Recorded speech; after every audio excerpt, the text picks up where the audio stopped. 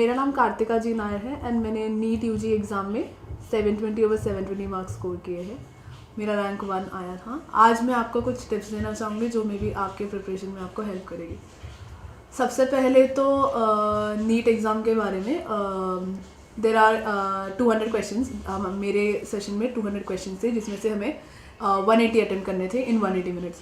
तो सबसे important part है कि आपको बहुत सारे मॉक टेस्ट प्रैक्टिस करने पड़ेंगे सच दैट आपकी प्रिपरेशन बहुत अच्छी रहे। तो लाइक आज सब्जेक्ट वाइज मैं बताना चाहूँगी मेरी स्ट्रैटेजी। सो सबसे पहले we start with physics. So physics perhaps हर नीट एस्पिरेंट, ऑलमोस्ट बहुत नीट एस्पिरेंट्स के लिए एक प्रॉब्लमेटिक सब्जेक्ट माना जाता है। लाइक मैंने भी बहुत प्रॉब्लम फेस की फिजिक्स में। तो फिजिक्स के लिए मेरी स्ट्रैटेजी थी कि I would focus on weak topics. तो मैं वीक टॉपिक्स पे ज़्यादा फोकस करती थी एंड मेरे जो वीक एरियाज थे जो मुझे डिफ़िकल्ट लगते थे मैं उन पे ज़्यादा फोकस करती थी एंड मैं वो चैप्टर्स को ज़्यादा इंपॉर्टेंस देती थी जिसका वेटेज बहुत ज़्यादा होता है। जैसे कि कुछ स्पेसिफिक चैप्टर्स हैं जैसे कि मैकेनिक्स हो गया या फिर मॉडर्न फिजिक्स हो गया जिसमें से बहुत weightage like 4 to 5 question from each chapter. So that's very important. So you need to smartly plan करने की ज़रूरत है कि आपको कौन सा टॉपिक वीक है, कौन सा डिफिकल्ट है। Then at the same time physics NCERT में से बहुत सारे इंपॉर्टेंट पॉइंट्स को हाईलाइट कर लीजिए, अंडरलाइन कर लीजिए, उनको बार बार रिवाइज करते रहिए सच दैट थियरी क्वेश्चंस गलत ना हो। Then when it comes to the time management, आपको बहुत सारे क्वेश्चंस प्रैक्टिस करने की ज़रूरत है सच दैट आप एक क्वेश्चन को 1 मिनट में भी कम टाइम से सॉल्व कर लीजिए। एंड एक चीज़ का ध्यान रखिएगा, आपको क्वेश्चन पढ़ने में ज़्यादा टाइम लगाना है, सॉल्व करने में नहीं। आपको सॉल्व जल्दी जल्दी करना है बट क्वेश्चन आराम से पढ़ना है सच दैट क्वेश्चन में जो भी चीज़ें लिखी है वो आपको समझ आए, ये समझ आए कि क्वेश्चन पूछना क्या चाहता है। देन कैलकुलेशंस के लिए ईजी टिप्स बनाना ज़रूरी है एंड सारे फॉर्मूले, as many formulae as you can remember, that's very good. कितने फॉर्मूले याद रखोगे उतना अच्छा होगा, उतना फास्ट सॉल्व कर पाओगे, उतना फास्ट आप क्वेश्चंस कर पाओगे एंड आप जितना फास्ट कर पाओगे उतना आपको टाइम मिलेगा बार बार रिवाइज करने के लिए एंड सिली मिस्टेक्स अवॉइड करने के लिए। देन मुझे कुछ टॉपिक्स जैसे कि रोटेशनल मोशन एंड सेमीकंडक्टर जैसे टॉपिक्स में बहुत प्रॉब्लम होता था। तो मैं बार बार अपने टीचर्स को एक्सप्लेन करने के लिए कहती थी, बार बार वीडियो लेक्चर्स यूट्यूब में वगैरह बहुत लेक्चर्स सुनती थी, बहुत अटेंड करती थी, बहुत सारे नोट्स बनाती थी, बहुत रिवाइज करती थी सच दैट वो टॉपिक्स, बिकॉज वो टॉपिक्स बहुत इंपॉर्टेंट भी है नीट के लिए, वो टॉपिक्स मेरे लिए वो टॉपिक्स मेरे स्ट्रॉन्ग हो गए इवेंचुअली। और जो आपके इजी टॉपिक्स है जो आपको इजी लगते हैं एंड जो होते भी है इजी, उन पे आप कम टाइम लगाइए बट ज़रूर उनको कांस्टेंट रिवीजन में रखिए। एंड फिजिक्स के लिए जो बहुत मॉक टेस्ट प्रैक्टिस करने की ज़रूरत है सच दैट आप टाइम बहुत ज़्यादा ना लगाओ, बिकॉज आप बहुत ज़्यादा टाइम फिजिक्स में लगाओगे तो मे बी आपको OMR मार्क करने के लिए टाइम कम मिल सकता है। नाउ फिजिक्स के लिए ये थी मेरी strategy. So practice as many questions as you can in physics. And then when it comes to chemistry में 3 parts, physical chemistry, organic chemistry, inorganic chemistry. Physical chemistry को मैंने फिजिक्स जैसे अप्रोच में जैसा अप्रोच फॉलो किया था। उसमें भी कैलकुलेशंस बहुत जल्दी जल्दी होने चाहिए। सारे फॉर्मूले, जितने भी फॉर्मूलेज आप याद कर सकते हो उतने याद कर लीजिए सच दैट आप जल्दी जल्दी सॉल्व कर पाओ। देन फॉर्मूले की लिस्ट बना के रखिए, वेरी इंपॉर्टेंट, बिकॉज अगर जब हम पूरी फुल सिलेबस की टेस्ट अटेम्प्ट करते हैं तब सारे फॉर्मूले याद रखना मुश्किल होता है। इसलिए आप एक लिस्ट बनाइए, सारे फॉर्मूले एक पेपर में या 2 पेपर में लिख के रखिए एंड देन उसको बार बार पढ़ते रहिए सच दैट वो फॉर्मूले आपको जब भी ज़रूरत है तब आपके आंखों के सामने होंगे। देन फिजिकल केमिस्ट्री में एनसीईआरटी पढ़ना बहुत ज़रूरी है। एनसीईआरटी अच्छे से पढ़िए, बहुत बार पढ़िए, सारे थियरी पॉइंट्स अंडरलाइन कर लीजिए, बिकॉज एनसीईआरटी के बहुत अंदर से क्वेश्चंस आए थे इस बार नीट में एंड आगे भी आएंगे। तो सारे जो भी टेबल है, सारे टेबल कंटेंट सब याद रहने चाहिए, ऑर्डर वाइज सब याद रहना चाहिए। बहुत सारे ऑर्डर्स रहते हैं फिजिकल केमिस्ट्री में, सब याद रहना चाहिए। देन सारे डेटा, मतलब डेटा वाइज याद करने की जरूरत नहीं बट सबका ऑर्डर याद रहना चाहिए फिजिकल केमिस्ट्री में। एंड देन कैलकुलेशंस बहुत सिंपल तरीके से करना है। एंड फिजिकल केमिस्ट्री बहुत स्कोरिंग पार्ट है, इसीलिए उसमें मार्क्स नहीं गंवाना चाहिए, बहुत सिंपल भी होता है एंड अगर आप एफर्ट लेंगे तो उसको बहुत इजीली सारे क्वेश्चंस कर पाएंगे फिजिकल केमिस्ट्री में। एंड कंपैरेटिवली इसका वेटेज भी इनऑर्गेनिक केमिस्ट्री से कम होता है बट अच्छे से एफर्ट लेंगे तो सारे क्वेश्चंस कर पाएंगे। Then when it comes to inorganic chemistry के लिए मैं बायो जैसा अप्रोच रखती थी, बिकॉज मुझे इसमें सब कुछ याद रखना पड़ता था, सारी चीज़ें जो भी एनसीईआरटी में लिखी है। एनसीईआरटी के बाहर से कुछ भी नहीं आने वाला बट एनसीईआरटी के बहुत अंदर से क्वेश्चंस आ सकते हैं। एनसीईआरटी में ही बहुत डेटा है, आपको बाहर के डेटा पे फोकस करने की ज़रूरत नहीं है। एनसीईआरटी में ही बहुत सारी चीज़ें हैं, वही याद कर लीजिए। बहुत सारा डेटा है, लाइन बाय लाइन याद रहनी चाहिए, बहुत बार पढ़िए। इनऑर्गेनिक केमिस्ट्री बायोलॉजी के एनसीईआरटी की तरफ बहुत बार पढ़ना चाहिए, बहुत बार अंडरलाइन कर लीजिए, हर इंपॉर्टेंट पॉइंट अंडरलाइन कर लीजिए, कुछ शॉर्ट नोट्स बनाइए, ऑर्डर्स याद रखिए, सारे जितना भी टैबुलर कंटेंट है इनऑर्गेनिक केमिस्ट्री में सब कुछ छोटे छोटे ऑर्डर्स, छोटे छोटे लिस्ट, सो दैट आप बार बार रिवाइज करते रहे। एंड एवरी वीक में इनऑर्गेनिक केमिस्ट्री रिवाइज कीजिए। बहुत सारे चैप्टर्स भी हैं इनऑर्गेनिक केमिस्ट्री के अंदर एंड सब बहुत अच्छी तरह से याद रहना चाहिए बिकॉज उसका वेटेज भी बहुत ज़्यादा है एंड वह बहुत इंपॉर्टेंट भी है। तो इनऑर्गेनिक केमिस्ट्री बहुत इंपॉर्टेंट है, उससे दूर भाग उससे बहुत प्रॉब्लम भी होती है लोगों को। बायोलॉजी जैसा अप्रोच रखिए, सब कुछ याद रहना चाहिए, हर एक टॉपिक वाइज याद रहना चाहिए, बार बार रिवाइज करते रहिए। इवेंचुअली जब आप बहुत बार रिवाइज कर लेंगे तो आप जल्दी जल्दी भी कर पाएंगे एंड टाइम में क्वेश्चंस भी कर पाएंगे। तो बार बार रिवीजन इनऑर्गेनिक केमिस्ट्री के लिए बहुत इंपॉर्टेंट है एंड एनसीईआरटी जैसे मैंने बोला बहुत बार पढ़ने की जरूरत है, लाइक मे बी 8-10 बार बहुत बार पढ़ लीजिए, जितनी भी बार हो सकता है उतनी बार पढ़ लीजिए एनसीईआरटी एंड बहुत क्वेश्चंस अटेम्प्ट कीजिए, बहुत सारे प्रैक्टिस टेस्ट कीजिए सो दैट आपसे अगर कोई पॉइंट छूट गया एनसीईआरटी में वो आपको टेस्ट में मिल जाएंगे और आप टेस्ट में जो भी गलतियाँ होती है उसको बहुत ध्यान से कर लीजिए।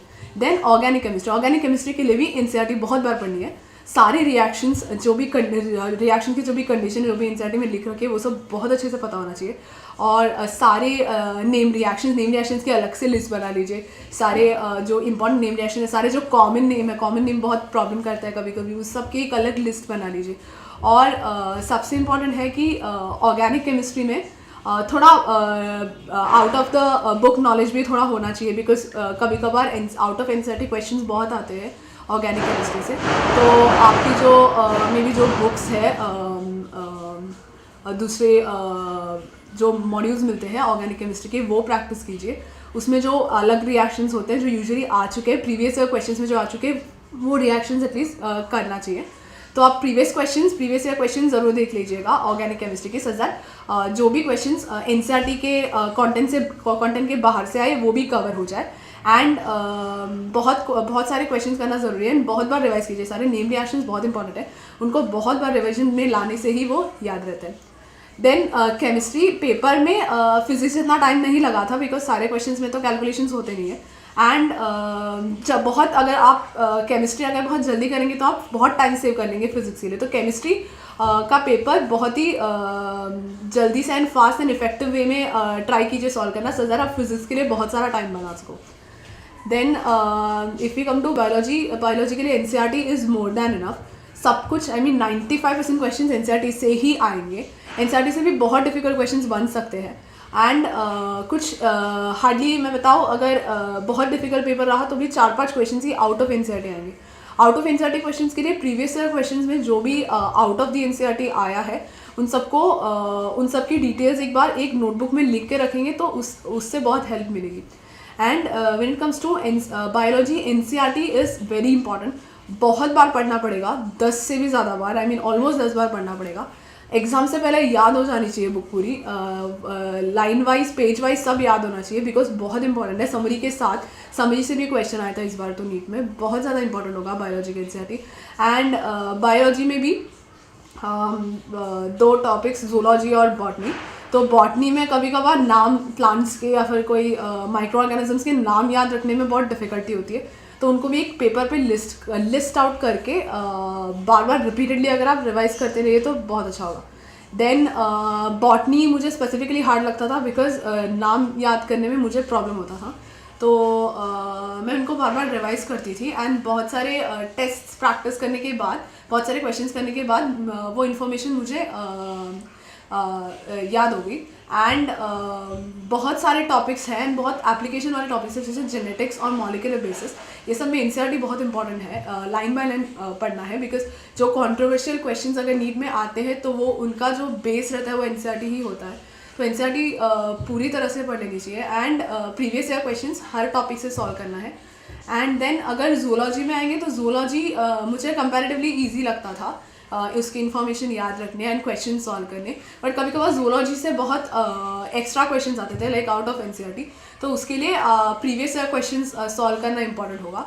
एंड देन ह्यूमन फिजियोलॉजी जैसे टॉपिक्स बहुत इंपॉर्टेंट है, वो बहुत छोटे छोटे कंसाइज टॉपिक्स है जो हमें पढ़ने में एंड याद रखने में आसानी होती है, तो वैसे टॉपिक्स पे फोकस कीजिए जो हमें आसान लगते हैं एंड उस बहुत वेटेज भी रहता है वो टॉपिक्स का बायोलॉजी में। एंड बायोलॉजी में आपको सारे डायग्राम्स भी प्रैक्टिस करने हैं, बिकॉज डायग्राम बेस्ड क्वेश्चंस भी आते हैं नीट में।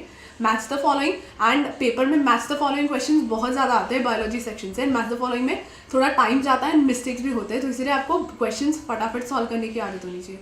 देन अगर मैं पेपर अटेम्प्टिंग स्ट्रैटेजी की बात करूँ तो आपको अपनी स्ट्रैटेजी बनानी पड़ेगी प्रैक्टिस के साथ। आप बहुत टाइम है अभी, 1 साल 2 साल जो भी प्रिपेयर करें उनके पास टाइम है अभी एग्ज़ाम के लिए, तो आप अलग अलग स्ट्रैटेजीज फॉलो कीजिए, अपनी स्ट्रैटेजी देखिए, just look which strategy works best for you and adapt that strategy. Like for example, for me, I've always attempted biology first, followed by chemistry, then physics. So paper start होने के बाद मैं biology पहले attempt करती थी। Biology मैं आधे घंटे में सारे क्वेश्चंस कर लेती थी, 90 क्वेश्चंस बायोलॉजी के मैं कर लेती थी आधे घंटे में। मुझे आधे घंटे से ज़्यादा टाइम यूजुअली नहीं लगता था, कभी कभी लग जाता था बिकॉज कभी कभी मैथ्स द फॉलोइंग या फिर बहुत सारे बड़े बड़े ऑप्शंस रहते हैं, उनको पढ़ने में बहुत टाइम जाता है।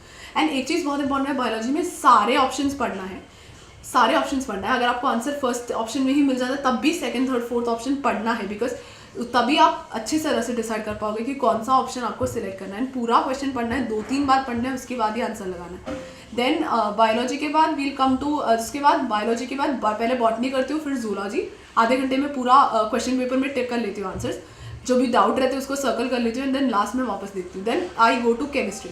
केमिस्ट्री में मैं ऑर्डर में जाती हूँ, सारे क्वेश्चंस कर लेती हूँ। यूजुअली 20 मिनट्स लगता है, उससे ज़्यादा टाइम नहीं लगता, बिकॉज केमिस्ट्री में कैलकुलेशन भी कंपैरेटिवली ईजियर होते हैं फिजिक्स से, तो वो मैं जल्दी करने की कोशिश करती हूँ केमिस्ट्री में। आप केमिस्ट्री में जितना ज़्यादा टाइम सेव करोगे उतना ज़्यादा फिजिक्स के लिए टाइम बचा पाओगे। देन केमिस्ट्री के बाद, केमिस्ट्री क्वेश्चन पेपर में मार्क करने के बाद मैं फिजिक्स में जाती हूँ। फिज़िक्स में पहले फिज़िक्स में जाने के बाद फिज़िक्स में ऑलमोस्ट 45 मिनट से 1 आवर लगा देती थी, पूरा majority of the time physics में ही स्पेंड करती थी, सच दैट जो डिफिकल्ट क्वेश्चंस है वो भी सॉल्व कर पाऊँ। देन बिकॉज इस साल एक्स्ट्रा क्वेश्चंस थे, तो मैं हर सब्जेक्ट में पहले सेक्शन ए कर लेती थी, ऑल 35 कंपल्सरी क्वेश्चंस। देन मैं सेक्शन बी पे जाती थी। सेक्शन बी में 15 में से 10 क्वेश्चंस अटेम्प्ट करने थे, तो मैं पहले सारे 15 क्वेश्चंस एक बार देख लेती थी कि मुझे कौन से करने हैं, मेरे कंफर्टेबल टॉपिक्स कौन से, मैं वो वाले करती थी। जिसमें कम कैलकुलेशन है, जिसमें कम टाइम लगता है, जिसमें सिली मिस्टेक्स होने की पॉसिबिलिटी कम है, मैं वो वाले क्वेश्चंस करती थी। तो मुझे जो क्वेश्चन नहीं करने, मैं उनको क्रॉस मार देती थी बुक में, सच मुझे वो वापस ना पढ़ना पड़े।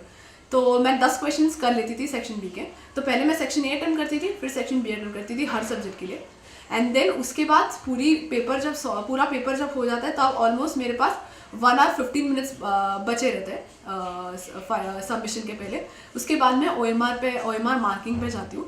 मार्किंग करते हुए मैं पहले फिजिक्स का सेक्शन ए करती हूँ, देन केमिस्ट्री का सेक्शन ए, बायोलॉजी बॉटनी का सेक्शन ए, जूलॉजी का सेक्शन ए, देन मैं सेक्शन बी करती हूँ, फिजिक्स का सेक्शन बी, केमिस्ट्री का सेक्शन बी, बॉटनी का सेक्शन बी, जूलॉजी का सेक्शन बी। हमेशा मार्क करते हुए मैं 1 to 180 वाला ऑर्डर फॉलो करती थी, बिकॉज ताकि गलतियाँ ना हो जाए मार्क करते हुए। और ये स्ट्रैटेजी कभी कभार प्रॉब्लमेटिक हो सकती है, बिकॉज अगर आपको पेपर में हल्का सा भी अगर ज़्यादा टाइम लगा, मे बी पेपर लेंथी हुआ, अगर आपको 15 to 20 मिनट्स पेपर में ज़्यादा लगा, तो आपके क्वेश्चंस मार्क करते हुए छूट जाएंगे, वो बहुत प्रॉब्लमेटिक होगा। तो आपको ये स्ट्रैटेजी तभी फॉलो करना है जब आप बहुत अर्जेंट हो कि आपको एक लिमिटेड टाइम से ज़्यादा टाइम नहीं लगने वाला पेपर में, या फिर बट आपको अपनी स्ट्रैटेजी फॉलो करनी पड़ेगी। मेरे लिए ये स्ट्रैटेजी वर्क की थी, बिकॉज मैं पेपर गिवन टाइम में फिनिश कर पाती थी, एंड देन आफ्टरवर्ड्स मैं OMR में मार्क कर लेती थी। बट नीट एग्जाम में आपको पूरे 3 घंटे नहीं मिलेंगे, 15 मिनट्स तो गारंटीड जाने वाले हैं, बिकॉज बहुत साइंस एंड ऑफिशियल वर्क भी रहता है बीच में, तो इसीलिए आपको टाइम मैनेज करना बहुत इंपॉर्टेंट है। देन एग्ज़ाम हॉल में जाने से पहले 2-3 दिन पहले के रिविजन नोट्स रेडी रहने चाहिए। तो आपको वो रिविजन नोट से रिवाइज करना है, एंड बुक्स नहीं पढ़ने हैं, ज़्यादा क्वेश्चन सॉल्व नहीं करने एग्जाम के 2 दिन पहले, बिल्कुल टेंशन नहीं लेना है। एंड एग्ज़ाम हॉल में थोड़ा जल्दी पहुंचना है, एंड बहुत बिल्कुल टेंशन नहीं लेना है। एंड सबसे इंपॉर्टेंट टिप है कि बहुत सारे मॉक टेस्ट प्रैक्टिस करना है, सच दैट आपकी जो प्रॉब्लम सॉल्विंग स्किल्स है वो बहुत ज़्यादा इंप्रूव हो जाए। Thank you for watching this video and all the best for your exam.